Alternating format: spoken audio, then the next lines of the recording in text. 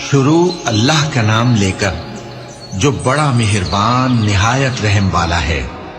और हमने दाऊद और सुलेमान को इल्म बख्शा और उन्होंने कहा कि अल्लाह का शुक्र है जिसने हमें अपने बहुत से मोमिन बंदों पर फजीलत दी। और सुलेमान दाऊद के कायम मकाम हुए और कहने लगे कि लोगों, हमें अल्लाह की तरफ से परिंदों की बोली सिखाई गई है और हर चीज इनायत फरमाई गई है।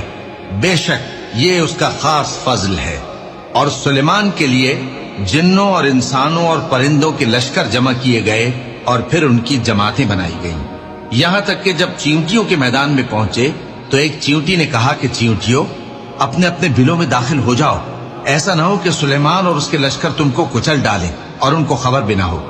तो वो उसकी बात से हंस पड़े और कहने लगे कि ऐ परवरदिगार, मुझे तौफीक इनायत कर कि जो एहसान तूने मुझ पर और मेरे माँ बाप पर किए हैं उनका शुक्र करूं और ऐसे नेक काम करूं कि तू उनसे खुश हो जाए और मुझे अपनी रहमत से अपने नेक बंदों में दाखिल फरमा।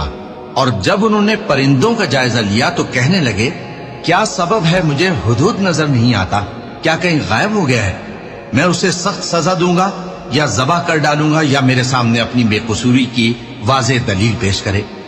अभी थोड़ी देर हुई थी कि हुदहुद आ मौजूद हुआ और कहने लगा कि मुझे एक ऐसी चीज मालूम हुई है जिसकी आपको खबर नहीं, और मैं आपके पास मुल्क सबा से एक यकीनी खबर लेकर आया हूं। मैंने एक औरत देखी कि उन लोगों पर हुकूमत करती है और हर चीज उसे मुयस्सर है और उसका एक शानदार तख्त है।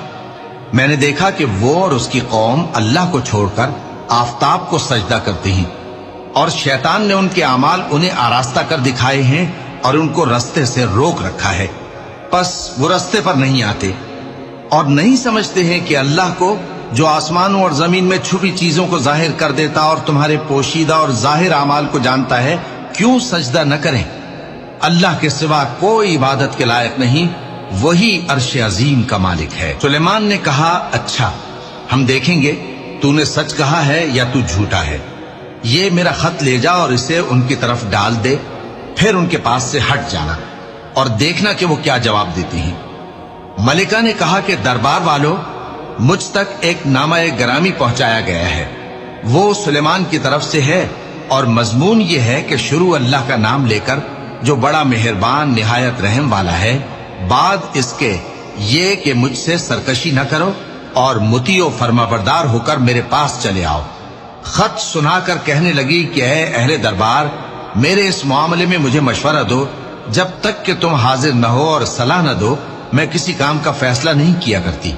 वो बोले कि हम बड़े जोरावर और सख्त जंगजू हैं और हुक्म आपके इख्तियार में है, तो जो हुक्म दीजिएगा उसके अंजाम पर नजर कर लीजिएगा।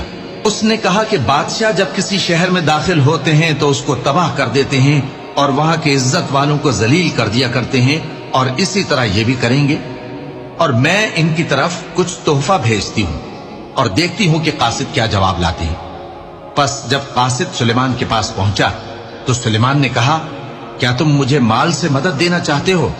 सो जो कुछ अल्लाह ने मुझे अता फरमाया है वो उससे कहीं बेहतर है जो तुम्हें दिया है। हकीकत यह है कि अपने तोहफे से तुम ही खुश होते होगे। उनके पास वापस जाओ, अब हम उन पर ऐसे लश्कर लेकर हमला करेंगे जिनके मुकाबले की उनमें ताकत न होगी, और उनको वहां से बेइज्जत करके निकाल देंगे और वो जलील होंगे। सुलेमान ने कहा कि ऐ दरबार वालों, कोई तुम में ऐसा है कि कब्ल इसके कि वो लोग फरमाबरदार होकर हमारे पास आए, मलिका का तख्त मेरे पास ले आए? जिन्नात में से एक कवि हैकल जिन ने कहा कि कब्ल इसके कि आप अपनी जगह से उठें, मैं उसको आपके पास ला हाजिर करता हूं और मुझे इस पर कुदरत भी हासिल है और अमानतदार भी हूं।